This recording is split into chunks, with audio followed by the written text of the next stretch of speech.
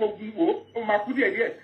Tell about near war or Buruku. I was like, a one of Musico, Tomalori, walk back Lara. I'm Makudi again. So when it got to that stage, it was time to do that. So if the CCTV can be recovered, we will see movement. Whoever went into that room, check it to me, look Batilara. So by the time of Batilara, they know that any moment from now, this guy might fight. So they need to ambush enough. Somebody must have been passing another information, but this is how you must go about it. And make sure when you're calling because as it is, Mama, yes, please. There was no fight with Prime Boy to require that emergency. I know. There was no fight at the show that require emergency on Mohbad. I know. So if there is any reason that we want to bring in the nurse, it's either the nurse was ambushed, or when they gave them the contact of the nurse, somebody called the nurse and, we laid her, told her what she needs to do, and she must play this role perfectly, and there's a reward waiting for her.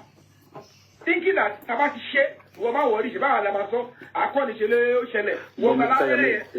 Yemi, if we go back, we should just try to understand that these people didn't expect this thing to go this far. They didn't expect did not even come out. It was us on social media crying and trying to analyze that made the mom finally, come out and say something. So I just think it's possible that she was basically set up, like you're saying. They basically told her, okay, take the fall, make it look like, we're going to take this person to the hospital. But then we should always go back to the first narrative, because they had the ear infection and the hospital linked with that narrative as well. They had someone coming out saying that was the first one that was sent. Sorry, guys. So can I just say something, please? You can move right here. Okay, yeah. I think for me, all these things we are saying, I think they wrote the nurse for my own view, because I remember something happened like in Lagos when I was still in Lagos 4 years back, when somebody said they won't feel Bema can do you know that? Because I just want to point out something here, because if I didn't been Prime Boy truly often company, do you get my point? So that one is out of it. The Prime Boy yes, sir.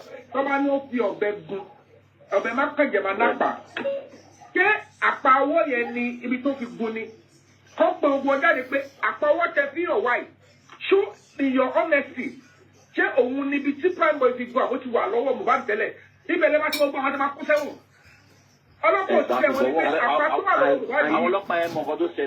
and if you know, they never allowed that not to talk today. He must have bled heavily. Not here, on my cooking us to the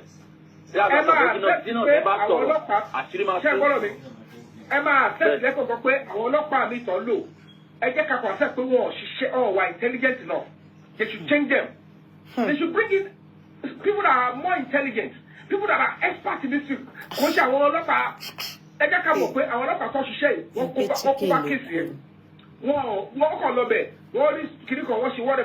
Because it is easy for the police to go back and ask those people. This wound, was it existing before? Any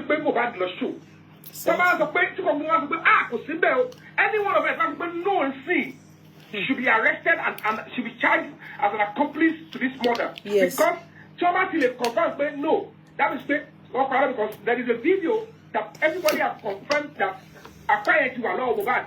So that means there was no way to Mohbad to try to go love it. So if only what you read, market get to what to your home is at the address of Prime Boy local. Obama Keje narrative did not come till later on. Originally, it was a charm ring, a poisonous ring. More understand the pain about the homicide by a lot of people man speculate. Yeah. But from my own little experience with homicide, I'm going to tell you the simple thing.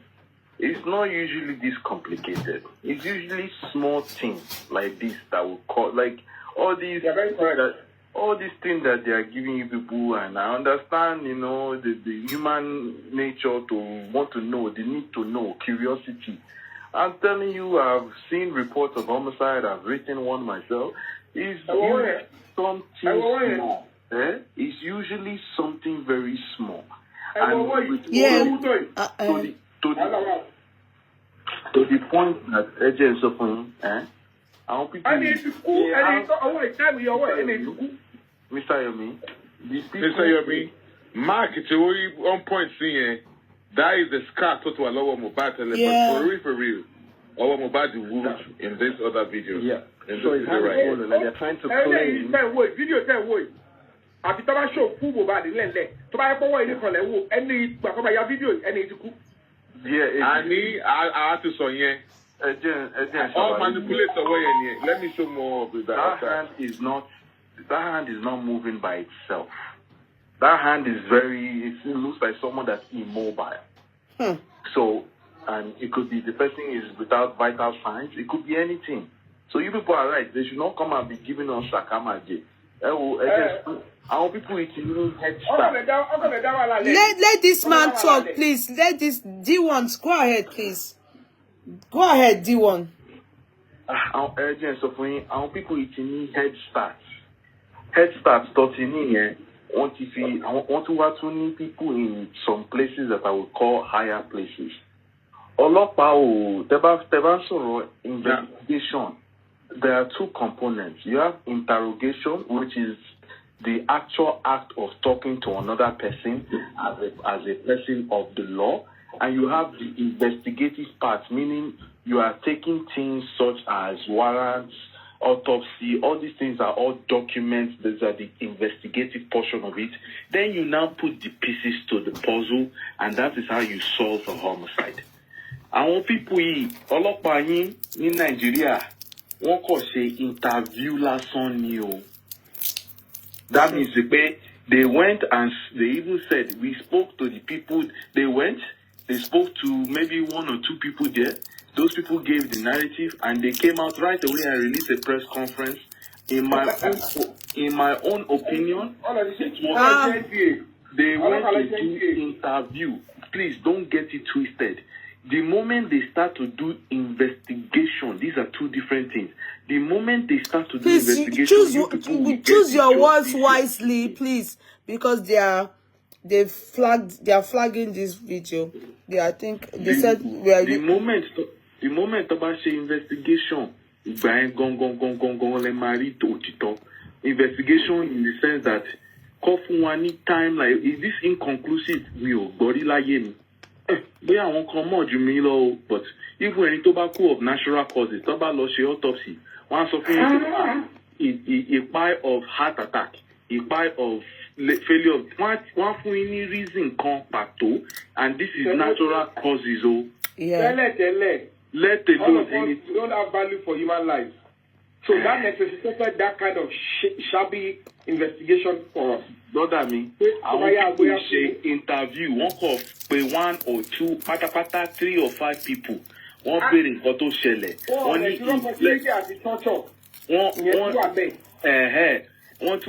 they appointed 13 men, right? Well, they don't. Want to supplement, and this is where I knew that the Nigerian police were not trying to help us in the case. They sat on this so-called autopsy and blatantly came out and started lying to the citizen. It was not until one man called, and even when he called, the conversation went like this. You know, bitch, why would you just call me like that? Why you need to call me like that? You need to call me like that. Ìgbà tó wá rí pé àwọn ilé òun ṣe àwọn tó máa fi bójú mú ó rí pose rẹ̀ ó wá ṣẹ̀ṣẹ̀ ń sọ fún yín as citizen pé this is what we are. Give us another 6 months. Exactly. Or whatever month they were asking for at that time, or weeks. They now add the F-13 by the way, let me land though. They have the F-13 to use another different country and lie. as though we are not in the age of social media where information is a global village. Whatever happened in Poland can reach Nigeria in 30 seconds. That's right. Those people now came out and said, they are lying on us, so we don't know anything. So is this the same people that you are saying you are hard, you are huh? And we will give you not just ourselves, but our children. I understand. And you talk by the company. Is this the way you call me? You cannot book an appointment? You cannot, can you come? Okay. Remember, these people have if you ask me, personally speaking, they have a head start. And one thing about evidence, there are certain evidence that deteriorates. That means that you can never find it. The more time that goes by, the more they are able to erase or eradicate it. Manipulate Some evidence things. are like that. I will not lie to you people. The moment you start talking about Baba said you see blood, if to say it's a country that works, they would have done analysis, swab on that blood, link 2 and 2 together, look at the quantity of the blood, the pattern of the blood. They'll be able to tell you whether it's a knife, whether it's a Igi, not a Lamori. They'll be able to tell you so many things just from the way the blood splatter on the wall. They won't even need to fajaj you. But seeing that is Nigeria, we are all a zoo in living in the babu, God will help us. Me, I believe all of them, they never knew this thing would be lingering to this level. That's true. But unfortunately, because everybody will say, this thing cannot go like this. We must get to the root of the matter. So each time everybody surrounded by this, they are confused. Yes. Week after, yes. And this is where don't believe. This is where I also knew. Let me not forget this part. This is where I also knew that they weren't ready to give us justice. They went and assumed a whole celebrity. When they get there, they only assume the body. My ladies and gentlemen, I will tell you, titi mo igi man ni kokoro. To bá tin deteriorate, igi man na on kokoro kan. Tẹ́ bá analyze igi yẹn, wọ́n lè sọ irú tree tí igi yẹn jẹ́, time tó ra kíní yẹn, ibi tó ti rà. Àwọn analysis bẹ́ẹ̀ yẹn ó wà. But wọ́n kàn gbé òkú yẹn, wọ́n kàn gbé jáde. Wọ́n PPE. Wọ́n anything. Wọ́n kàn cross-contaminate. Yomi, yeah, go ahead. Objective when we are trying to D1, please, can you mute? Thank you.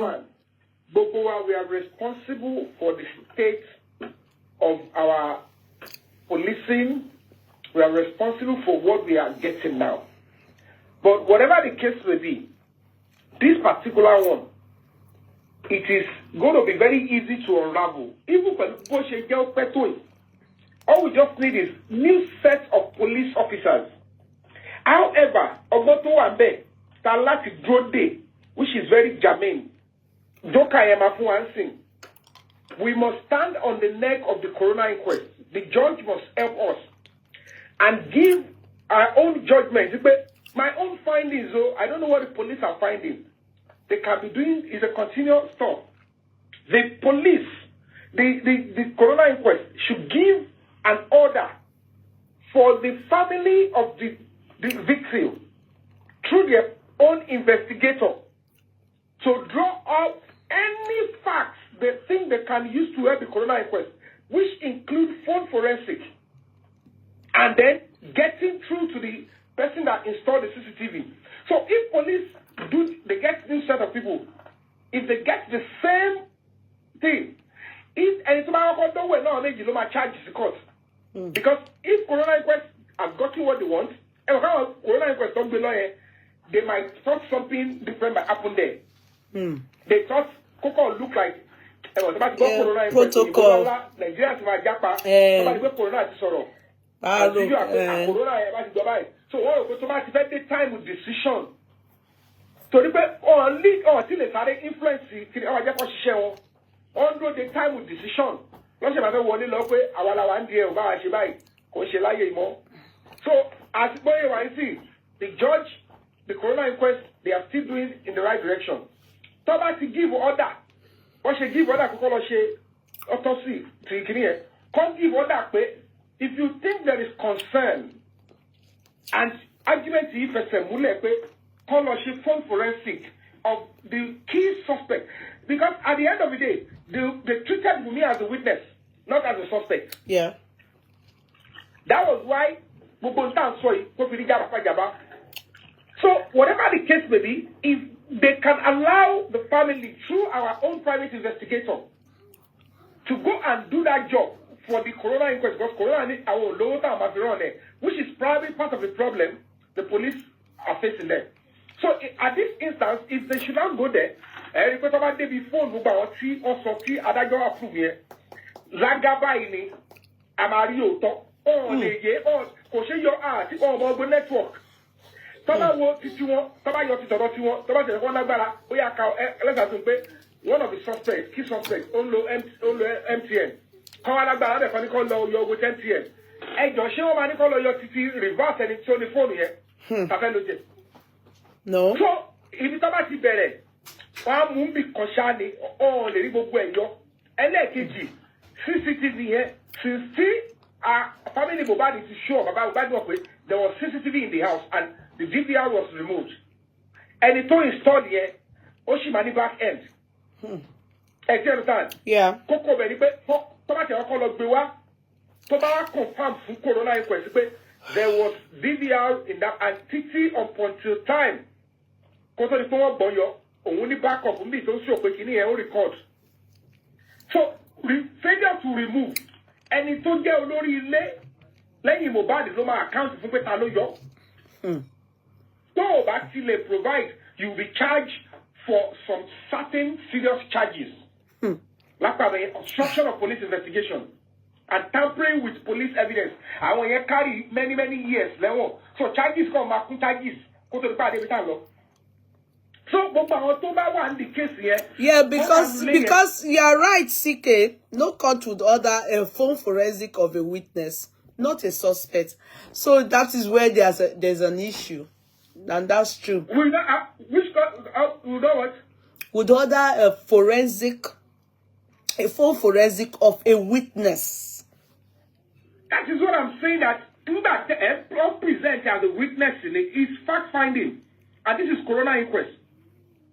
So, at the end of the day, if in getting their facts, it is corona inquest that is finding. It is a trial court.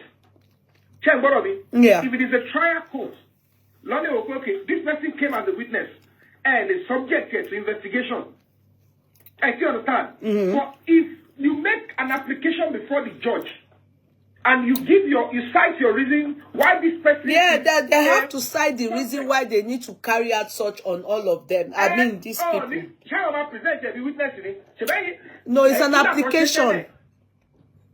And I want to fact find it, corona inquest, they all shape Mohbad the column I should test the facts, it's not very fact. If they know that there is a bank account somewhere, they have the right to order the bank to release. That's for them right. To check. True. So, because until one share, the NCC and the company is ultimately outside the Communication Commission that except on serious litigation, that is the only time you can have access to that information. That's true. So they are not breaching your privacy. Even abroad. For the course of investigation. But if they want to do their fact finding, at investigation, that's right. They will touch on anything. There is no sacred path, no sacred anywhere. They can give orders to say, go to every, go and get position any alone. So there is nowhere police, all they need to do is get the court order and there will be arguments.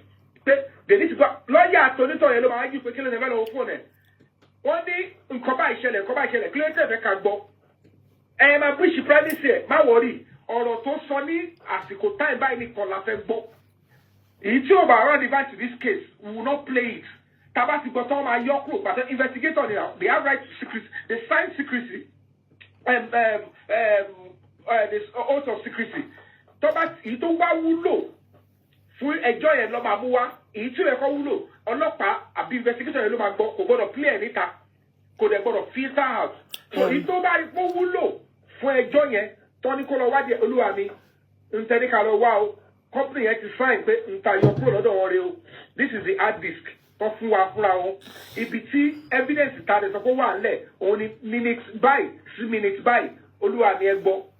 The judge will hear it, and then they will make a decision. But and then she fact finding.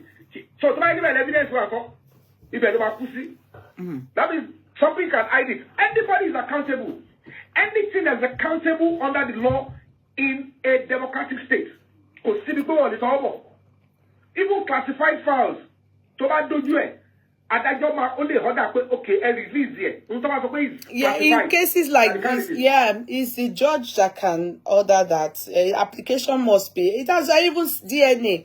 You see that there's nothing that on a normal day, yeah, as Olori Ebi, the father of Mo, due to the fact that they are customarily married, it's not a right, but we can as well say due to legally they will say motive, but as a family, as already before, because of some kind of suspicion or some kind of reasons that the father heard, and he simply asks for DNA. Yes, if I'm put in Wunmi's shoes, I'll be upset because that means that is it that they don't trust me? But I would do it so to clear the air. But this boy, this girl. If the Baba Mohbad make his case that in the course of investigating the cause of fights and why my son died, then there is paternity fraud. There are paternity fraud cases in all American courts. And they will order for a DNA test. Yes. If you bring it before the judge, anybody can be aggrieved. Since there is a relationship backup. But in this case, Mohbad is not alive. It's not about the fact that Mohbad is alive and the father is going behind Mohbad and say, yes. If he died because there was an argument of paternity fraud, and he said that is why you killed my son. I want to know why you killed my son. I suspect you killed my son. Baba is a legitimate complainant. He is looking for what killed his son. And then if it is established that you had a fight with his son, and he is like, I'm suspecting that from all indication there is argument of paternity fraud. And to cover your tracks and your shame, you killed my son in the process. I want to know. If you say, no, I didn't kill your son. Okay, if you know you didn't kill him, and that was why you killed him, let us know whether that charge belongs to my son. So if they look at it and say, no, I cannot do DNA, the judge will ask, why don't you want to do it? Shebi, it is his son. It is his grandson, Abi. Yes. And he said he is unsure that is why you killed his son. If there was no basis for argument on anything of criminal investigation, Baba cannot just walk up to her and say, well, I don't think my son, this boy is my son, oh, come and do it. You say, why? I just don't think. There's nothing I just don't think. But because you killed, he is legitimately aggrieved. They took the life of his son, his hope, his everything. And he felt that the reason why you likely killed my son is because he knew. Oh, Bani, bye, la man low, bye, my son. What to slam on me? Oh, bye my son. I want to go Ibo here. I want to go there. I will talk. You want to go Mr. Yomi, Yeye Kudi, bossman. Exactly. Privacy takes a back seat when it comes to certain cases like homicide and when you're trying to fact find. Even, the empathy of Fagun, Ibite Waye, Toba, Tenicomba were vulnerable. Toba, for instance, Ube Shira Elishi, Chamope, ọlọ́pàá ní right láti pe service provider ẹni yẹn cell phone tó gbé sápò wọ́n máa tap ẹ̀ wọ́n máa mọ precise location wọ́n á dẹ̀ sọ fún ọlọ́pàá tó ń lọ síbẹ̀ pé the person is 200 meters from Kensington off of this off of that wọ́n ṣe sọ pé báyìí sí. You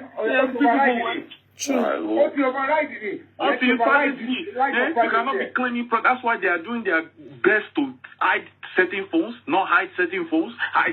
They know what they are doing.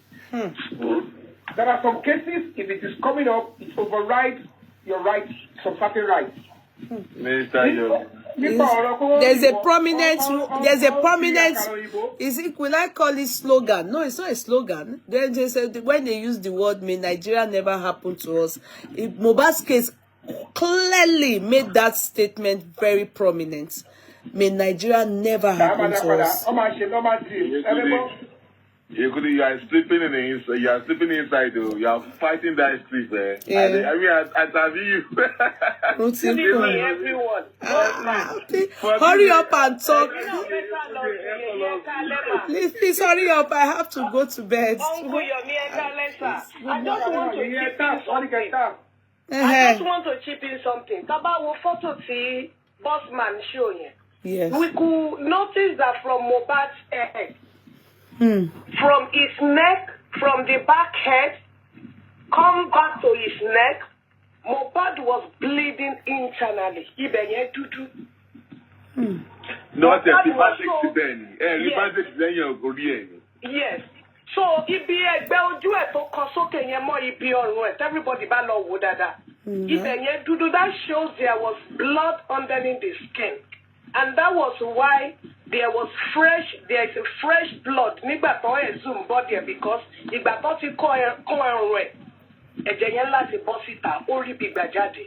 so Mohbad must have been injured from back head to the neck. That's such a bad he said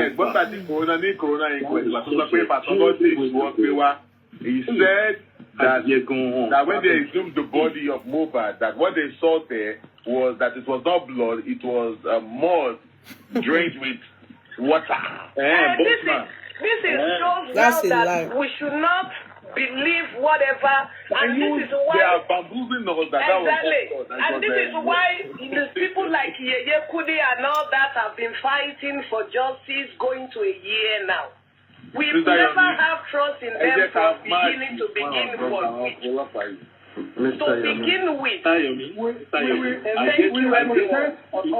I get your optimism. But Mr.